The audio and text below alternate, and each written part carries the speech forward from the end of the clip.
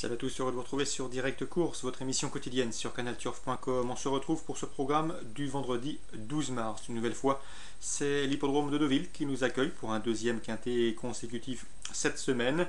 Il s'agira du prix du Pays de Bray, une compétition ayant réuni 18 sujets de 4 ans qui vont se mesurer sur le parcours des 1900 mètres piste en sable fibré. Il y aura également une réunion 2 sur les pentes de Cordemais. J'aurai des informations à vous communiquer plus tard dans l'émission concernant cette réunion 2 à Cordemais. Réunion 3 en nocturne à Cagnes-sur-Mer, encore les trotteurs au départ. Réunion 4 sur l'hippodrome de Mons en Belgique, avec une nouvelle fois les trotteurs qui seront en piste. On revient au tiercé quintet quintet plus. Épreuve relativement ouverte avec des 4 ans perfectibles, des sujets qui progressent constamment, notamment dans les courses de ce genre. Cela dit, nous pouvons nous appuyer sur une course de référence, c'est celle disputée le 20 janvier sur l'hippodrome de Cagnes-sur-Mer, PSF. Ce jour-là, le numéro 7, Wang Di, entraînement Mathieu Boutin, devançait de très peu le numéro 12, Tropical Rain, pensionnaire de Anna Imaseka, mais également le numéro 2, à savoir Magic Moon, qui terminait 4e. Ces 3 compétiteurs et d'autres qui participaient à l'épreuve se retrouvent pour une revanche, donc il faut leur accorder du crédit. Même si c'est vrai que le numéro 7, Wang Di, retrouve des conditions de course moins favorables, on peut un peu lui préférer le numéro 12, Tropical Rain, qui pour son premier essai dans les quintés plus est classé probant 2e ce jour-là. Un cheval qui est confirmé sur la PSF, il a à maintes fois fait l'arrivée sur celle de Pau. Donc le numéro 12, Tropical Rain, sur ce qu'il vient de montrer, avec un bon numéro dans les stalles, il convient de lui accorder crédit. Également en confiance au numéro 2, Magic Moon, pensionnaire de Thierry Lemaire, une pouliche de qualité. C'est vrai qu'elle peut paraître chargée, mais elle a prouvé sa valeur à maintes reprises. Elle a également remporté un tiercé quintet quintet plus le 20 octobre sur les 500 mètres de la Deauville.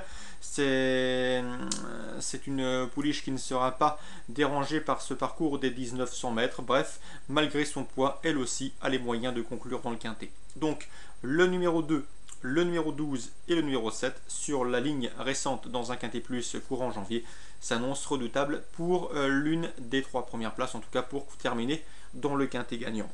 Dans cette épreuve, je vous recommanderai également le numéro 17, un air de salsa.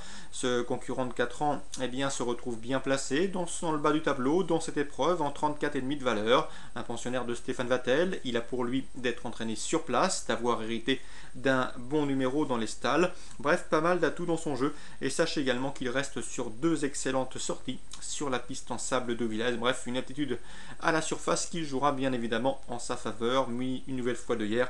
C'est de lui que devront se méfier les concurrents précités. Petit mot également dans cette épreuve sur le numéro 9, Catalina Sunrise, pouliche entraînée par Jonathan Pease. Ses limites sont difficiles à situer.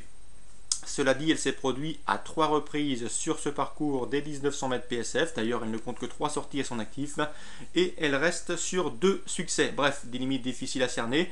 Si elle n'est pas prise trop haut par le handicapeur, ce qui reste la principale interrogation concernant sa candidature, il va falloir compter sérieusement avec elle. Je pense qu'elle doit pouvoir s'adjuger un quintet pour 4 ans au cours de l'année. Donc numéro 9, Catalina Sunrise, sans en faire une base intégrale, du fait de son manque d'expérience dans les tournois de ce genre, mérite également d'être retenu en excellent rang, tout comme le numéro 16, H2O, un cheval qui possède lui de l'expérience, également une belle aptitude au polytrack. Bref, il lui aussi mérite un certain crédit. Donc s'il fallait se résumer, je vous recommanderais le 17, un air de salsa. Je pense qu'il peut s'adjuger un quintet comme celui-là. Le numéro 9, Catalina Sunrise, malgré son manque d'expérience. Le 12, Tropical Rain, proche de son quintet. Le numéro 7, Wang Di, compétitif malgré la surcharge. Et le 2, Magic Moon, une pouliche de qualité. Et en cas de défaillance, et en cas de non partant, pourquoi pas le 16, H2O, qui peut également se mêler activement à l'emballage final. Concernant la réunion 2 sur l'hippodrome de Cordemais, sachez que les interviews sont disponibles gratuitement comme d'habitude sur la rubrique Canal Turf Radio. Sachez également que Thierry Avjot est relativement confiant, il aura 2 partants. Ses 2 élèves sont confiés pour l'occasion à Jean-Michel Bazir, qui fera le déplacement sur l'hippodrome de Cordemais, notamment pour driver le 104 Toréador du Boulet, fautif en débutant alors qu'il était loin d'être battu pour une place dans les 3. Il a remis les pendules à l'heure en s'imposant dès sa 2e sortie publique sur l'hippodrome de Ponchanteau à une belle cote supérieure à 15 contre 1. C'était son entraîneur Thierry Ravjot qui le pilotait. Le cheval sera ici piloté par JMB. Bref, il va falloir compter avec lui, même si c'est vrai que ça reste un poulain et le lot qu'il affronte est difficile à situer.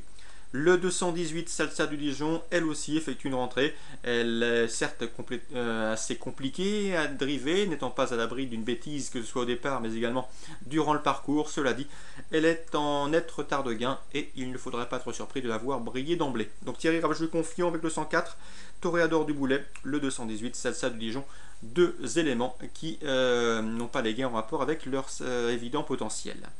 Je vous conseillerais également d'investir dans la cinquième, la belle course du jour, car nous avons des chevaux que l'on connaît bien, des chevaux bien calibrés pour ce genre de tournoi.